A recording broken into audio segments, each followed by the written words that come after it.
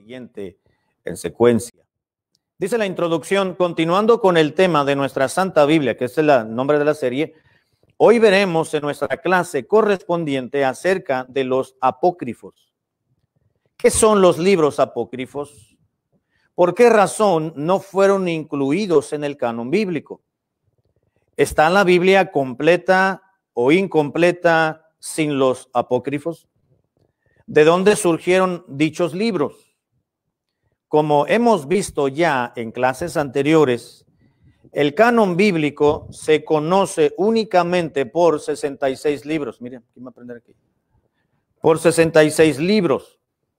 En el presente, en clases anteriores, el canon bíblico se compone únicamente por 66 libros divinamente inspirados y solamente 66.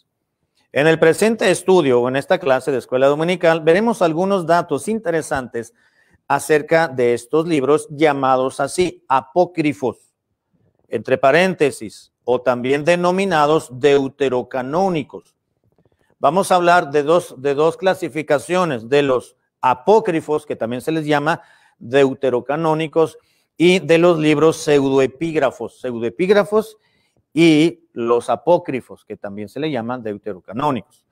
Número uno, vamos a mirar primeramente, hermanos, vamos a ver realmente muy poquitos versículos, hermanos, de la Biblia. Es una clase bíblica porque contiene información que tiene que ver con la Biblia, con la palabra de Dios, pero no tenemos muchas referencias, ni una referencia del tema de hoy. Si vamos a ver algunos, si no mal no recuerdo, algún versículo que tenemos allí. Si no, no hay problema. Como quieres información, ¿verdad? No está fuera de la Biblia. Sin embargo, tiene que ver con la palabra de Dios, con su formación. Bien. Número uno, vamos a mirar los pseudoepígrafos. ¿Qué quiere decir pseudoepígrafos o qué son este libro esta literatura pseudoepígrafo? Letra A. La palabra pseudoepígrafo o el término pseudoepígrafo significa literalmente falsas escrituras. Viene de un término, es una palabra compuesta por dos términos. Pseudoepígrafo se compone del griego pseudos, que significa falso o mentira, y grafé, que significa escritura. Así que pseudoepígrafo significa falsas escrituras. Letra B. Letra B. Son libros muy antiguos que datan de los últimos siglos antes de Cristo y los primeros de nuestra era. Exactamente. Los pseudoepígrafos son libros o literatura muy antigua que datan, hermanos, de los últimos siglos antes de Cristo, no después, de antes de Cristo, y los primeros de nuestra era. Fue literatura, vamos a llamarle, haga de cuenta que son ahorita vamos a verlo, hay una lista ahí en la lección para que usted sepa, ahorita vamos a verlo, pero le voy a leer algunos libros apócrifos o los títulos, pero más adelantito.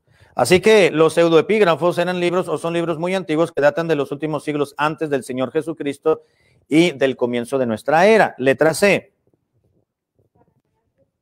Y no porque fueran de verdad sus autores, se les dio el nombre de grandes personajes judíos, tales como Enoc, Moisés, Isaías, etc.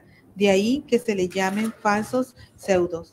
Falsos, exactamente. Ahora, ¿cómo se me fue la palabra? Aquí iba a ser una frase, pero los pseudoepígrafos, hermanos, se le llaman falsas escrituras porque no solamente por el contenido, sino por la manera llamativa que le pusieron a las obras, a esta literatura.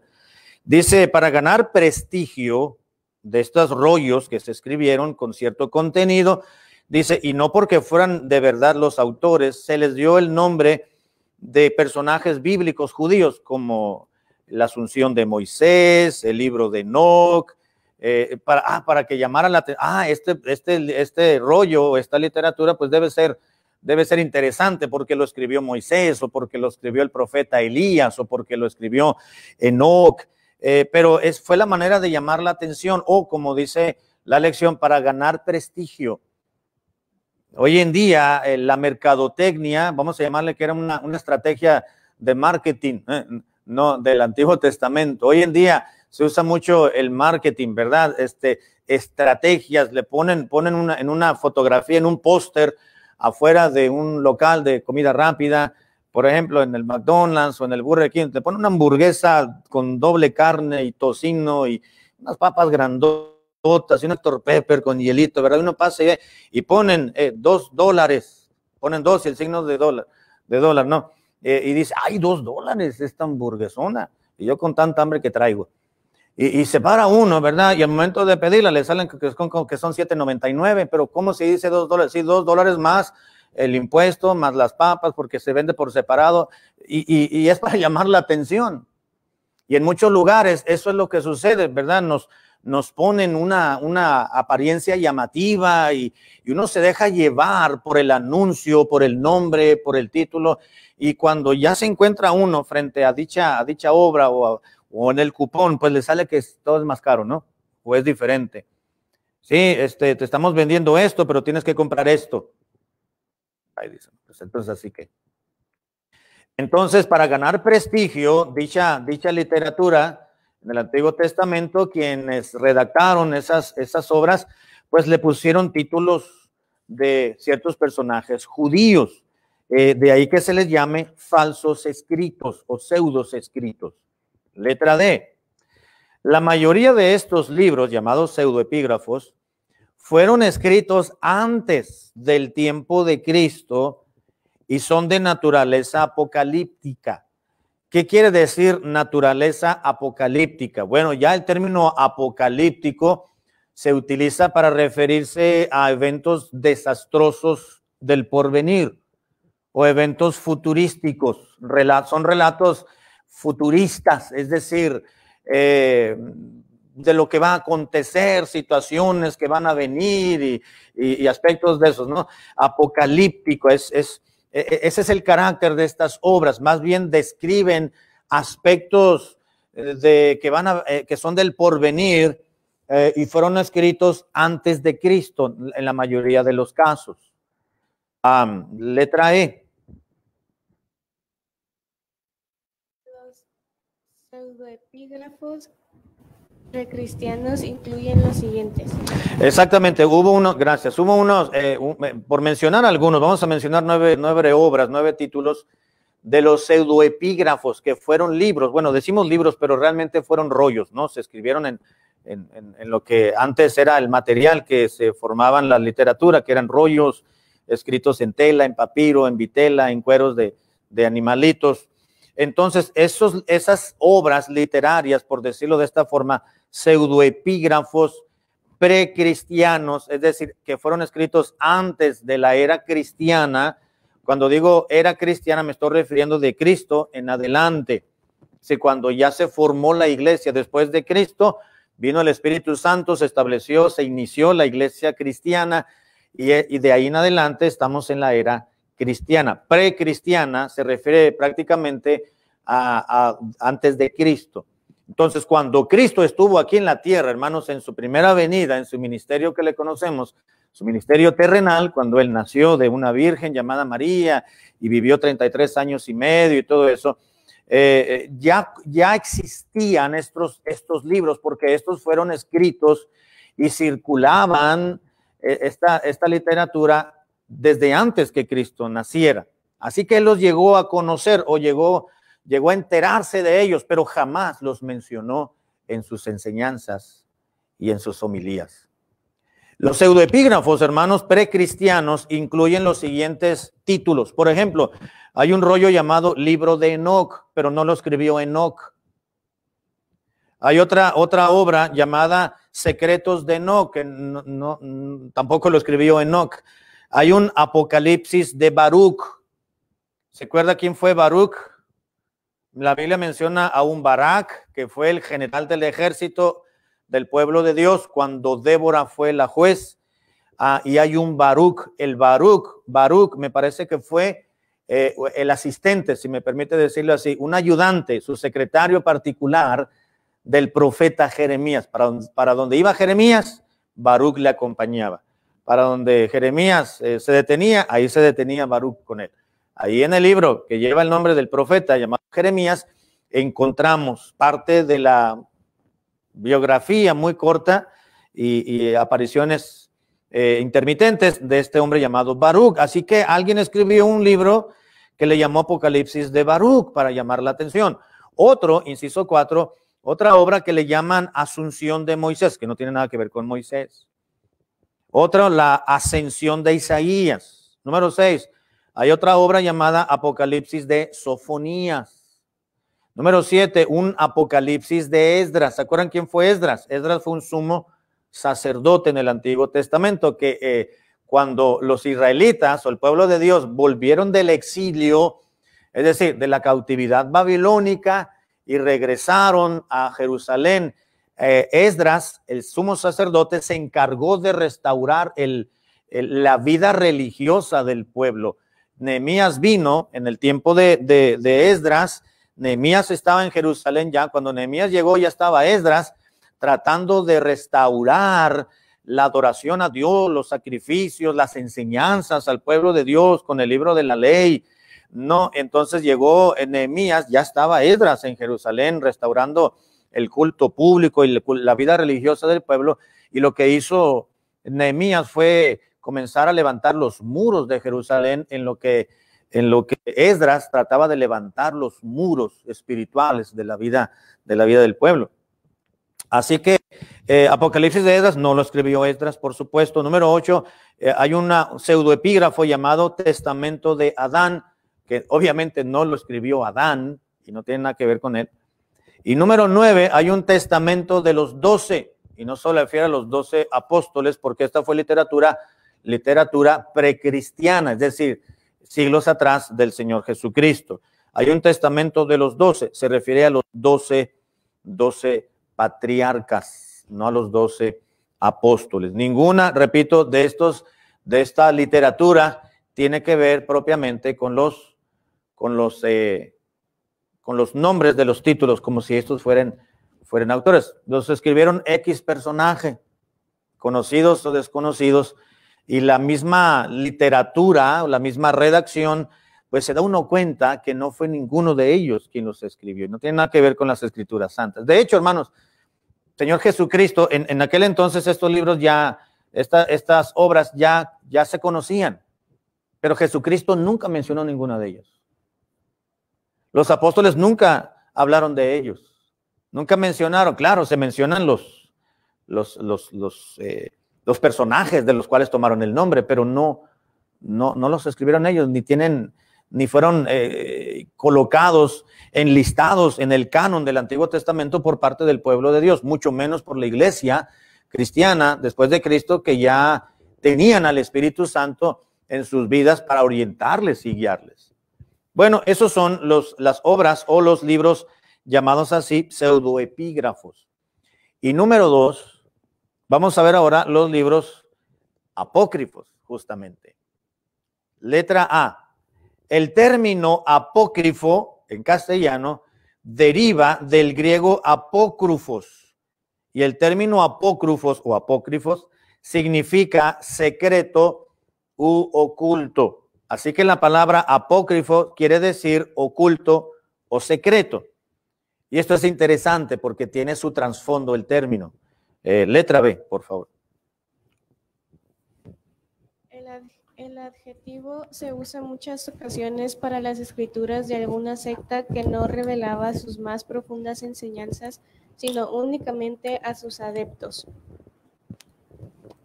Exactamente, gracias. El término apócrifo, hermanos, era utilizado en aquellos tiempos, antiguamente, como un adjetivo. Bueno, de hecho es un adjetivo que califica. Dice, el adjetivo apócrifo se usa en muchas ocasiones para hacer referencia a aquellos escritos de alguna secta, que dicha secta no revelaba sus enseñanzas que ellos impartían, sino únicamente a sus seguidores o a sus adeptos. En los tiempos antiguos, hermanos, y todavía hoy en día, pero en los tiempos antiguos había muchas religiones de misterio. Por eso eran religiones de misterio, se le llaman, porque no revelaban, no se sabía exactamente qué enseñaban, cuál era su doctrina. Y no eran religiones que adoraban al Dios verdadero, obviamente eran sectas, eran grupos sectarios que tenían sus propias deidades, adoraban a sus propias divinidades, pero se sabía que pertenecían a tal religión o a tal secta, pero la gente ignoraba qué era lo que creían y qué doctrina ellos tenían. Así que se les conocía como religiones de misterio. Y a los escritos de muchas de esas sectas o religiones misteriosas que no daban a conocer tan fácilmente lo que creían y aún lo que enseñaban, pues a esos escritos que ellos utilizaban se les utilizaba como escritos apócrifos. Por eso es secreto u oculto, significa el término que estamos mencionando. Letra C. En la iglesia primitiva o en la vida de los primeros cristianos o de la primera iglesia de Cristo, vino a significar el término apócrifo a las escrituras apocalípticas o aquellas escrituras difíciles de entender. Más tarde, el término se utilizó a aquellos escritos que eran espurios, heréticos y que eran falsificadas, apócrifos. Hoy en día, el término apócrifo es utilizado en nuestro propio idioma, en el castellano, para referirnos a algo falso, sencillamente. Ya no tanto a algo oculto, sino a algo que no es real, que no es verdadero, algo que es falsificado. Alguien puede decir, este es un cheque, este billete es apócrifo, o este cheque es apócrifo. Es un cheque que lo imprimieron con la más alta similitud a uno verdadero y que la firma fue falsificada. No, o la cantidad fue adulterada y dicen, bueno, este es apócrifo, es falso, es falsificado. Hoy en día se pueden hacer muchas cosas de estas con la tecnología y la computadora y lo digital. Así que se necesita mucha experiencia por parte de gente experta respecto a eso. En aquel entonces, pues estamos hablando de los primeros cristianos, ellos tenían las escrituras sagradas, es decir, tenían el Antiguo Testamento. Lo que ahora tenemos en las Biblias, los 39 libros que componen el Antiguo Testamento, pues ellos lo tenían también compilado y lo recibían como escritura santa de la palabra de Dios. Entonces ellos podían discernir y entender si alguien llegaba, estamos hablando ya de la era cristiana, cuando ya se había establecido la iglesia de Cristo, por ejemplo, la iglesia de Jerusalén, la de Antioquía, la de Cesarea, la iglesia de Troas, como mencionamos en la predicación de la mañana, que ya había diferentes iglesias, diferentes congregaciones en diferentes lugares diseminados por todo el imperio romano, y ya se habían comenzado iglesias, pues sabían que los apóstoles estaban predicando y visitaban. Y también los apóstoles supervisaban, hermanos, que no llegara alguien con alguna escritura espuria o falsa, que alguien dijera, es que se daban los casos. Estamos viendo los dones del Espíritu en los domingos por la noche, y había un don, la Biblia menciona el don de discernimiento de espíritus. Un hermano hace algún tiempo me dice, pastor, yo tengo el don de discernimiento de espíritu. Le digo, ¿de veras? Me dice, sí, yo sé quién me miente y quién me dice la verdad. Bueno, hay algún método, ¿verdad? Y algunas técnicas para saber cuando una persona miente y todo, y algunos movimientos, ¿verdad? Y cosas así, que uno puede entender si esta persona no está diciendo la verdad. Pero no es garantía de 100%. Sin embargo, el don de discernimiento de espíritu, hermanos, era necesario cuando todavía el canon del Nuevo Testamento estaba en formación y en compilación, porque podría llegar uno diciendo, yo soy un mensajero de Dios, yo soy un predicador, yo soy un anciano, soy un obispo, soy un pastor, y aquí me encontré al hermano Pedro, me encontré al hermano Tomás, es más, me encontré y nos cruzamos con el apóstol Pablo allá en tal lugar, y Y él me dijo que viniera aquí a la iglesia para enseñarles y predicar. Y aquí traigo un libro, aquí traigo un rollo llamado El Testamento de Adán. Y quiero predicarles acerca de esto que está aquí. Entonces los hermanos pues no tenían una Biblia como usted y yo la tenemos hoy en día. Si en la actualidad viene alguien y se para detrás de un púlpito o levanta la mano para querer dar un testimonio en alguno de los cultos y nos dicen, yo quiero comentarles y quiero traerles un mensaje de Dios rápidamente, de lo que Dios quiere enseñarles a ustedes como iglesia. Y aquí traigo el libro. Este libro se llama Las enseñanzas de fulano de tal. Luego, espérenme. Es una iglesia bautista, es una iglesia bíblica. Y aquí no se enseña nada que no esté fuera, que esté dentro de la palabra de Dios, fuera de la palabra de Dios, es la Biblia.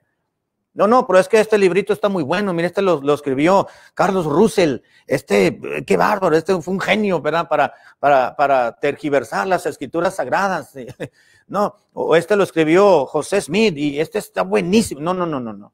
Aquí nada más se predica y se enseña la palabra de Dios. ¿Por qué? Porque ya tenemos la Biblia terminada, Antiguo y Nuevo Testamento.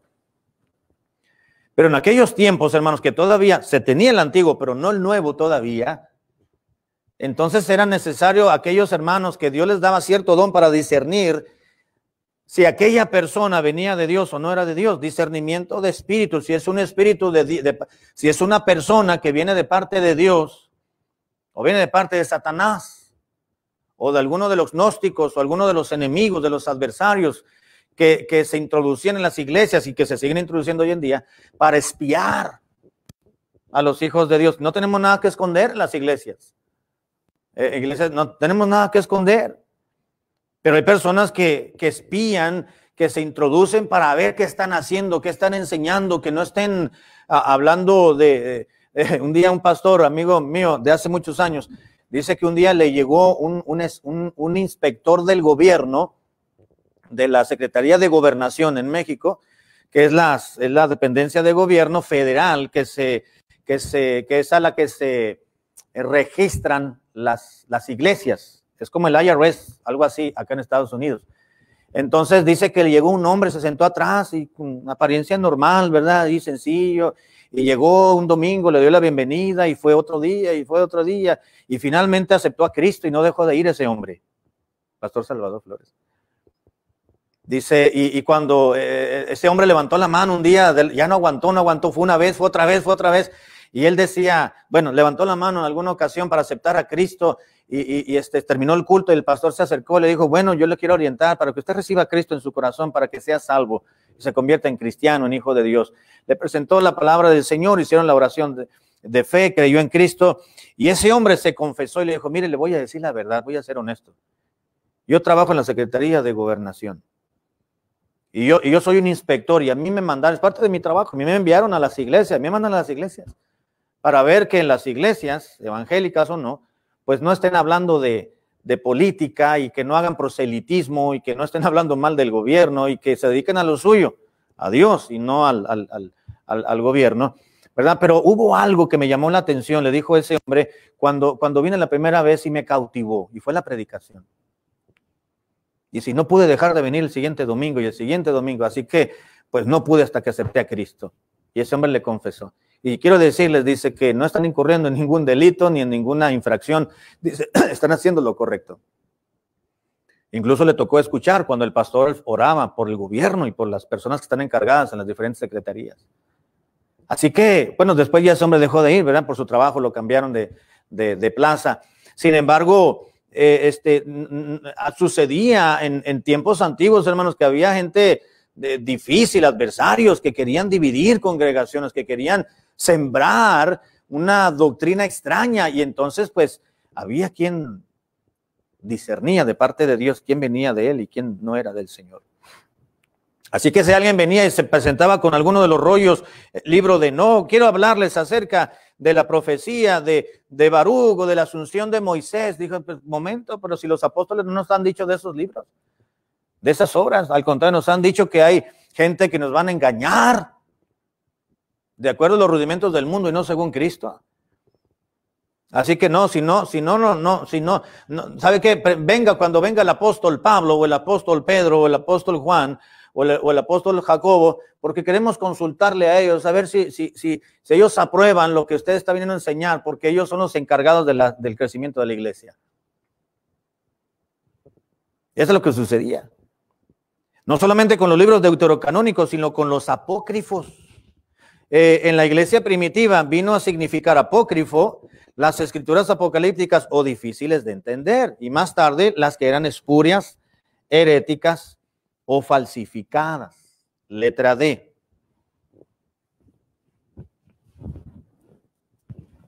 El término apostólico no significa necesario. Apócrifo. Oh, perdón. Estamos en la letra D.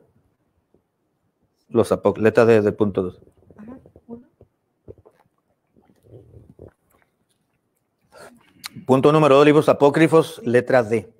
El término No, apostólico. los apócrifos son los 14 o 15 libros o añadiduras a ciertos libros que no se encuentran en el canon hebreo. La mayoría de estos son aceptados por la Iglesia Católica como parte de la Biblia. Repito, los libros apócrifos, hermanos, son aquellos 14 o 15 libros o añadiduras. La mayoría son libros o son, ¿verdad? Son obras completas, pero algunas otras son sencillamente añadiduras. Ahorita les voy a decir cuáles son. Dice que no se encuentran en el canon hebreo. ¿Cuál es el canon hebreo? Bueno, el Antiguo Testamento. El pueblo de Israel, el pueblo de Dios, solamente aceptó y reconoció como inspirados, como canónicos, lo que en castellano y en las Biblias tenemos como 39 libros. Ellos tienen poco menos, porque en las Biblias que tenemos, nosotros dividimos Crónicas en 2, Reyes en 2 y Samuel en 2. Ellos, el libro de Samuel es un solo libro, el libro de Crónicas es un solo libro y el libro de Reyes también. En nuestras Biblias lo dividimos, primero y segundo de Reyes, primero y segundo de Crónicas, primero y segundo de Samuel. Así que son los libros que no se encuentran en el canon hebreo. La mayoría de estos apócrifos son aceptados por la Iglesia Católica como parte de la Biblia. Si usted ha visto una Biblia católica, no solamente va a encontrar como 77 libros que componen la Biblia por los apócrifos. Letra E. Letra E. Estos libros son aquellos que fueron juzgados no canónicos por los judíos, hablando del Antiguo Testamento y la Iglesia cristiana. Exactamente. Ni el pueblo judío, hermanos, ni la Iglesia cristiana, cuando esta fue fundada y dirigida por los apóstoles en su comienzo, ninguno de ellos, ni la Iglesia ni el pueblo de Dios, aceptaron los libros apócrifos como canónicos, es decir, como inspirados por Dios. ¿Por qué? Por muchas razones. Letra F, algunas razones por las cuales se rechazan los libros apócrifos o los apócrifos del canon, es decir, de que no se incluyeron en el canon bíblico, son varias. Aunque quiero aclarar, hoy en día hay sociedades bíblicas que han impreso Biblias con los libros apócrifos, ¿verdad? Pero vamos a darnos cuenta sencillamente con estas razones que los apócrifos, sin conocer los libros, sin haberlos leído, nos vamos a dar cuenta que no fueron inspirados.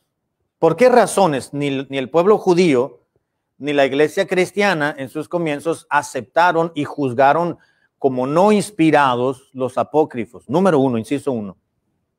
Porque nunca fueron citados por nombre ni en el Antiguo Testamento, ni por Cristo, ni por sus apóstoles, aunque los apócrifos ya existían en el tiempo de Cristo. Cuando Cristo vino a su ministerio, hermanos, aquí en esta tierra, y él predicaba, él hacía referencia al Antiguo Testamento, pero nunca hizo referencia a ningún libro apócrifo. Siempre hizo referencia a los salmos o a los profetas o al Pentateuco escritos por Moisés, pero nunca hizo alguna referencia en sus enseñanzas a los apócrifos. Por ejemplo, Cristo dijo, oísteis que fue dicho, ojo por ojo y diente por diente. No oísteis que fue dicho, no adulterarás. Oísteis que fue dicho, no le digas fatuo a tu hermano, no te pelearás con tu hermano. Pero yo os digo, cuando él hace esas referencias en el Sermón del Monte, obviamente son referencias a versículos del Pentateuco o de la ley de Moisés, como le llaman ellos, la Torá. No, nosotros lo conocemos como el Pentateuco, Génesis, Éxodo, Levítico, Números y Deuteronomio. Pentateuco significa el término 5 libros. Son los 5 libros que Moisés escribió, los primeros de la Biblia. De manera que Jesucristo nunca los mencionó, aunque ya existían en esa época. Dice, ni los apóstoles los mencionaron. Cuando Pedro predicó, hermanos, su primer mensaje, que fue ese domingo, el día de Pentecostés, esa fiesta judía, que la gente decía, estos están ebrios, están tomados, están borrachos porque no les entendemos lo que están hablando. Dijo Pedro, ellos no están hablando, no están borrachos, no estamos borrachos, pues son las 9 de la mañana, la tercera del día. Son las 9 de la mañana, ¿cómo creen que vamos a estar ebrios? Además es domingo, no tomamos.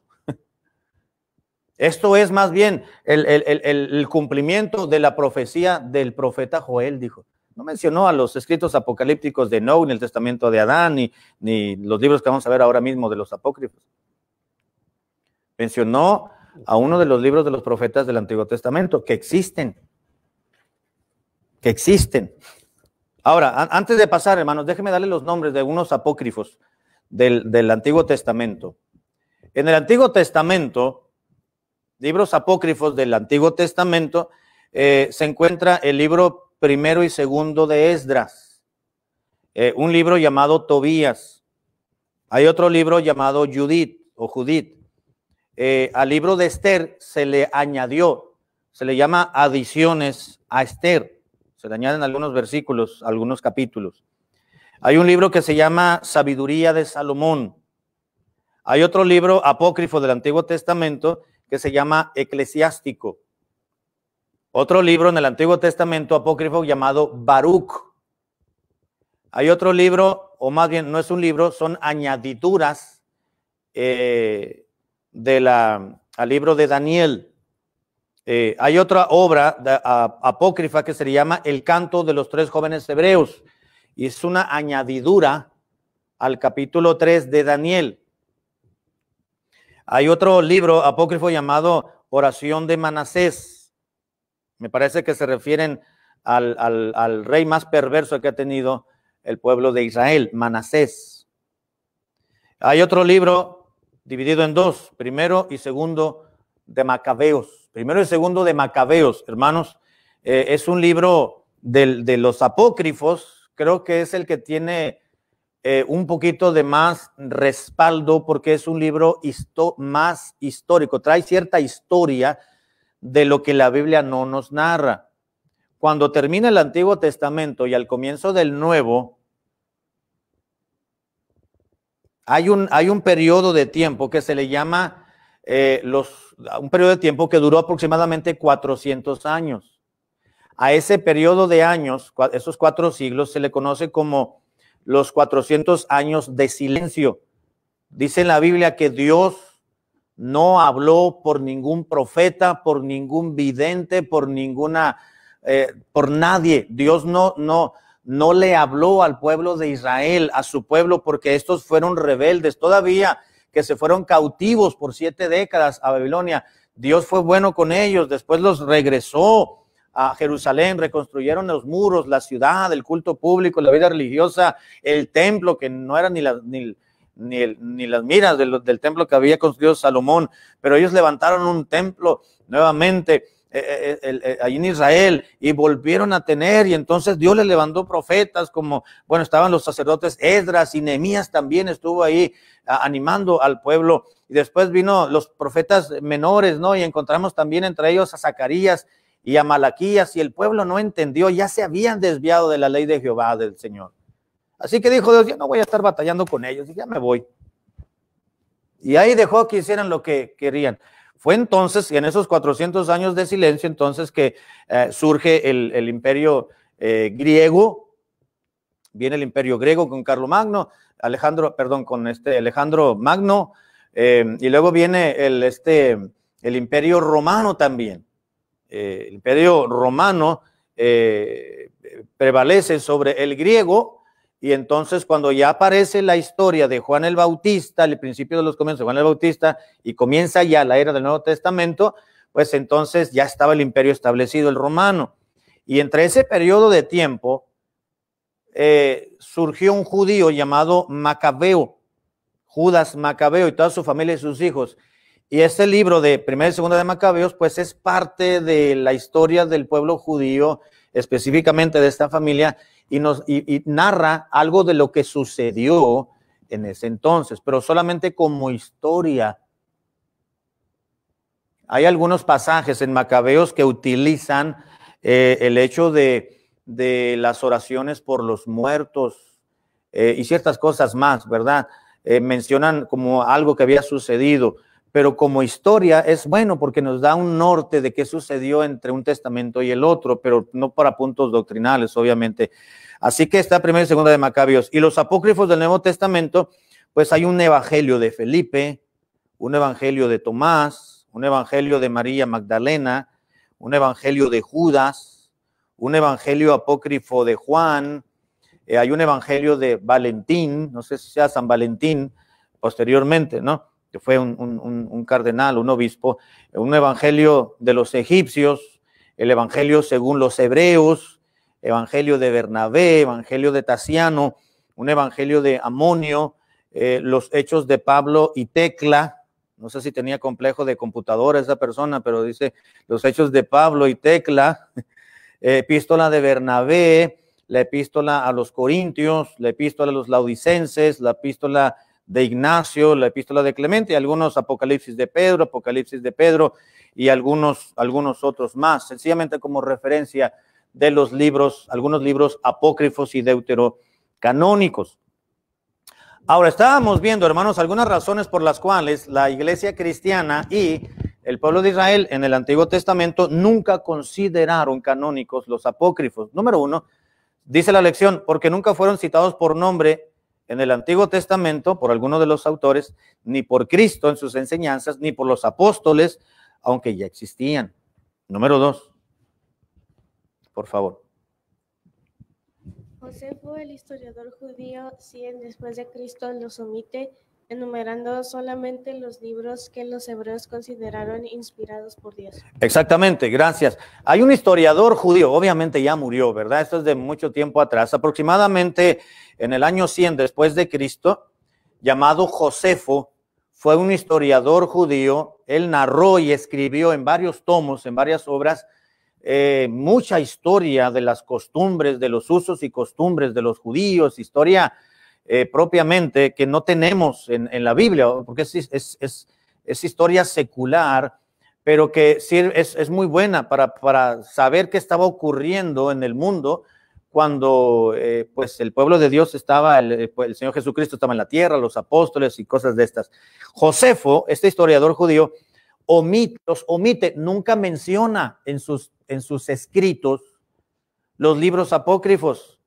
Dice, solamente enumera los libros que los hebreos consideraron inspirados por Dios. Sí hace referencia Josefo a ciertos libros que componen el Antiguo Testamento, pero nunca menciona ninguno, ni hace referencia de ningún versículo, ninguna frase de los apócrifos propiamente. Número 3. No se hallan los libros apócrifos en los catálogos de libros canónicos hechos durante los primeros 4 siglos después de Cristo.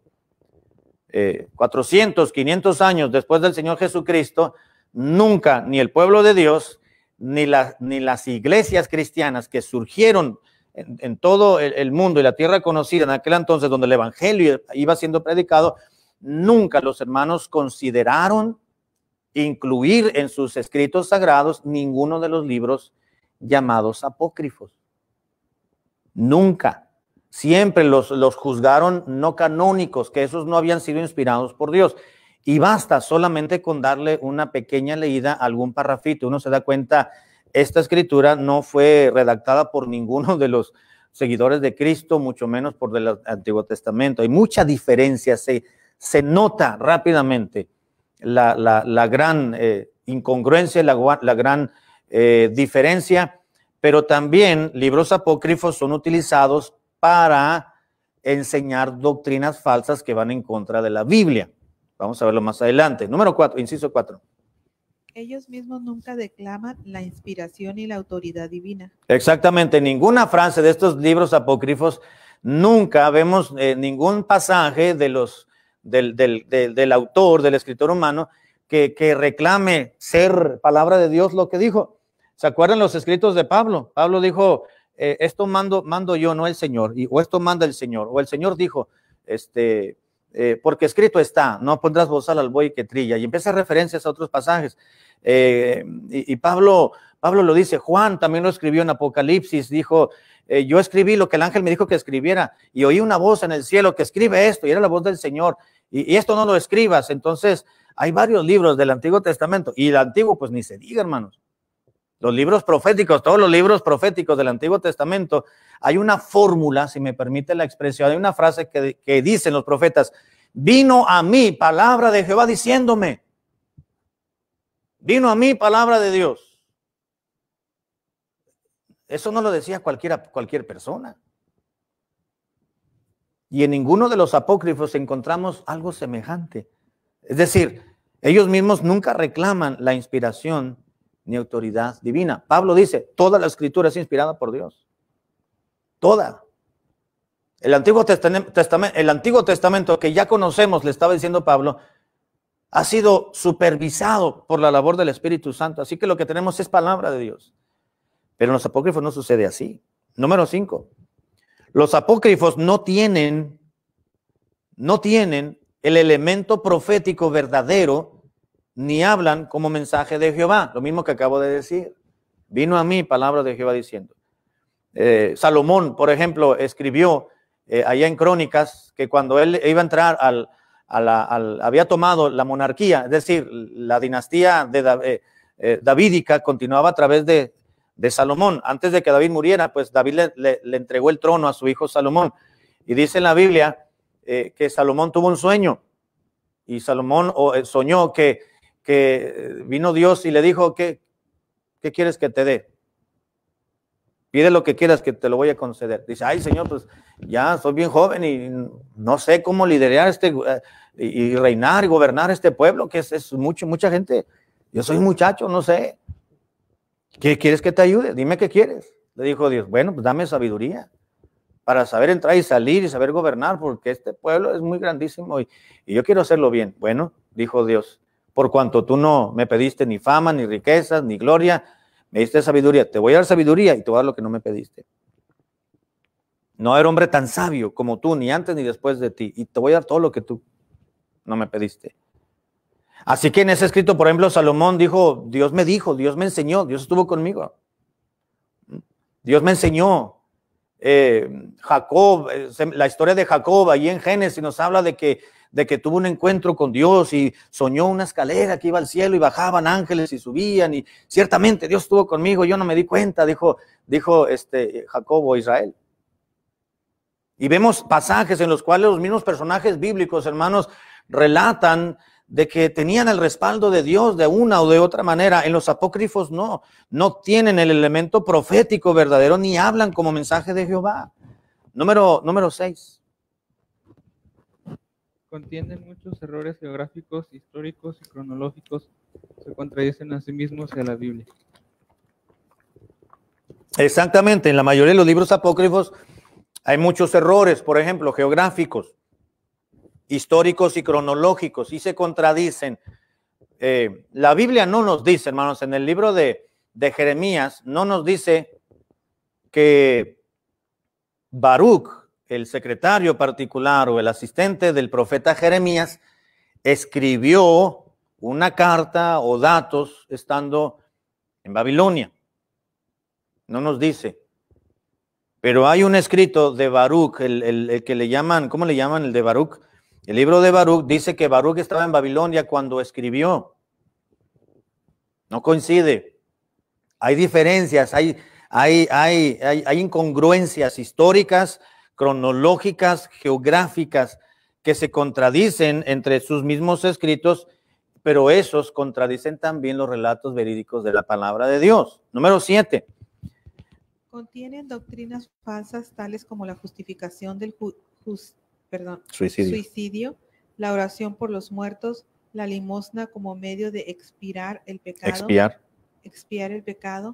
que el fin justifica los medios, supersticiones y la magia. Exactamente. Varios libros apócrifos o deuterocanónicos, hermanos, hablan y están justificando el suicidio. Yo estaba leyendo algunos pasajes de algunos libros de ellos y hay versos, por no llamarle versículos, hay versos, porque están divididos en capítulos y versículos también, pero hay versos en los que hablan que el fulano, esa persona, haría muy bien en poner la espada y traspasarla sobre sí para que, es decir, dando a entender que es mejor que se mate a que pierda su dignidad y que lo lleven preso y que eso es lo correcto y ciertas cosas muy raras, ¿no? Aprueban la justificación, justifican el suicidio, por ejemplo. Hablan algunos, creo que Macabeos menciona que Judas Macabeos había orado por algunos que ya habían muerto en favor de ellos, y la Biblia pues no nos menciona eso, porque un muerto pues ya nada sabe, dice la Escritura. No se puede definir el futuro de una persona que ya falleció. El futuro del alma de una persona se define cuando está viva, no cuando ya está muerta. ¿No? Y algunos de estos apócrifos mencionan de ello la esperanza que se tiene con una persona ya falleció de poderla llevar a un lugar mejor. Se habla también, se habla de la limosna como medio de expiar el pecado. Es decir, puedes pecar siempre y cuando des cierta cantidad de limosna y le ofrezcas a Dios una cantidad, tienes permiso para pecar o no se te va a considerar como pecado. Eso va en contra de las enseñanzas bíblicas. También en algunos apócrifos se justifica, se habla de esa frase que conocemos mucho los hispanos, que es: el fin justifica los medios. No importa lo que hagas para llegar al punto B, si tú estás en el A, si necesitas llegar al A, haz lo que quieras para poder llegar al B. Es decir, el fin justifica los medios. Tienes necesidad de dinero, no importa cómo lo obtengas, obténlo, vendiendo droga, asaltando un banco, asaltando a la gente, no importa, vas a suplir tu necesidad. El fin justifica los medios, y la Biblia no enseña eso. No enseña eso. Los apócrifos contienen falsas doctrinas tales como la justificación del suicidio, la oración por los muertos, la limosna como medio de expiar el pecado, que el fin justifica los medios, y habla y aprueba supersticiones y aún la misma magia. La magia, como hablando de hechicería, pues eso me refiero, no la magia como trucos o de ilusión óptica, no, me estoy refiriendo a magia, es decir, a hechicería. La Biblia menciona y condena a los hechiceros y a todos aquellos que se dedican a la cartomancia y se dedican a la hechicería y a la brujería y a las mismas supersticiones. Entonces, los libros apócrifos, hay pasajes, versículos que aprueban, que enseñan falsas doctrinas respecto a la sana doctrina. Número 8. Fueron escritos después del Antiguo Testamento, cuando su canon estaba ya cerrado. Exactamente, eso es interesante. ¿Por qué la iglesia cristiana, los apóstoles, el propio Señor Jesucristo o el pueblo de Israel en el Antiguo Testamento no aceptaron los libros deuterocanónicos o los apócrifos? Bueno, aunque fueron escritos después de algunos, los apócrifos del Nuevo Testamento, fueron escritos después del Antiguo Testamento, es decir, cuando el canon ya estaba cerrado, cuando los libros, 39 libros del Antiguo Testamento, ya se habían considerado únicamente esos 39 como palabra de Dios de las antiguas escrituras, y ya no los añadieron, dijeron, no, esto no es escritura santa, esto no se compara la redacción con estos santos hombres de Dios del Antiguo Testamento que escribieron inspirados por el Espíritu Santo. Número 9, mucha de su literatura, de los apócrifos, es legendaria y son cuentos absurdos. Bel y el dragón es otro apócrifo, ¿no? Cuentan historias muy absurdas. Número 10, los reformadores, por ejemplo, Martín Lutero, Calvino, Zwinglio y algunos otros, rechazaron los libros apócrifos como parte de la Biblia. Y número 11, muchos de los grandes padres de la iglesia primitiva hablaron en contra de los apócrifos. Letra G, Jerónimo, entre el año 340 al 429 después de Cristo, fue un gran erudito de las escrituras y fue un traductor de la Vulgata Latina. ¿Cuál es la Vulgata Latina? Bueno, la Vulgata Latina fue la traducción del Antiguo Testamento escrito en hebreo al latín. Se le conoce como Vulgata Latina. Por eso dice versión al latín del Antiguo Testamento. La tradujo Jerónimo. Y Jerónimo rechazó los apócrifos como parte del canon y rehusó traducir los apócrifos al latín, aunque más tarde lo hizo, pero solo solo unos cuantos libros. Lo presionaron. Después de su muerte, los apócrifos fueron incluidos en la traducción que él hizo del Antiguo Testamento al latín. Dije, ya se murió, ya que no, vamos a incluirlos todos. Los traducimos y entonces los incluimos en la Biblia, que se le conoce la Vulgata Latina. Pero Jerónimo, gran conocedor de las Escrituras, un erudito de las Escrituras Santas, se negó porque no, él concibió en su discernimiento espiritual que no era palabra de Dios. Y letra H, miren, terminamos. No fue sino hasta el polémico Concilio de Trento católico en 1546 que los libros apócrifos recibieron pleno reconocimiento canónico por el clero. Exactamente, esto, no voy a hablar mucho de esto porque ya nos queda mucho tiempo, pero en 1546 hubo un concilio católico llamado el Concilio de Trento, y en ese concilio todos los obispos y los cardenales junto con el Papa en aquel año recibieron y aceptaron oficialmente, dice, los libros apócrifos los recibieron con pleno reconocimiento canónico por el clero. El clero dijo, está bien, aquí no importa lo que digan los judíos, no importa lo que digan los evangélicos, no importa lo que hayan dicho los apóstoles en su momento, nosotros sí los vamos a aceptar. Y oficialmente dijeron, los apócrifos tienen calidad de inspirados por Dios. Y entonces fue cuando se incluyeron oficialmente ya en sus traducciones, sin serlo. Conclusión, podemos creer con toda seguridad que Dios nos ha preservado su preciosa palabra y que tanto en el Antiguo como en el Nuevo Testamento tenemos la genuina y plena revelación de Dios, que fue escrita y redactada bajo la inspiración directa del Espíritu Santo y que constituye la única palabra de Dios distinta de todos los demás libros del mundo. Tenemos la palabra de Dios compuesta únicamente, hermanos, por 66 libros, 39 el Antiguo y 27 el Nuevo, nada más, no apócrifos, no deuterocanónicos, porque así lo establecieron los apóstoles, el pueblo de Dios, a quien Dios les confió la ley, la promulgación de la ley, dice la Escritura misma, y la iglesia cristiana en sus comienzos, hace más de 2000 años atrás, ellos solamente reconocieron como inspirados los 66 que contienen las Biblias en la actualidad, prácticamente todo el mundo. Hay un versículo para memorizar para la siguiente semana, hermano, no se les olvide, es Salmo 119, 89. Para siempre, oh Jehová, permanece tu palabra en los cielos. Es el versículo que vamos a memorizar, Dios lo permita, si nos permite estar con vida y estar todavía aquí, recordarlo. Gracias, hermanos, vamos a orar. Vamos a terminar nuestra clase de escuela dominical, vamos a terminar y gracias por estar conectados, gracias por estar poniendo atención a la clase de esta mañana. Yo sé que no hubo pasajes bíblicos, pero es algo prácticamente histórico en torno a la Biblia, que es bueno saberlo y necesario también para saberlo. Ya la siguiente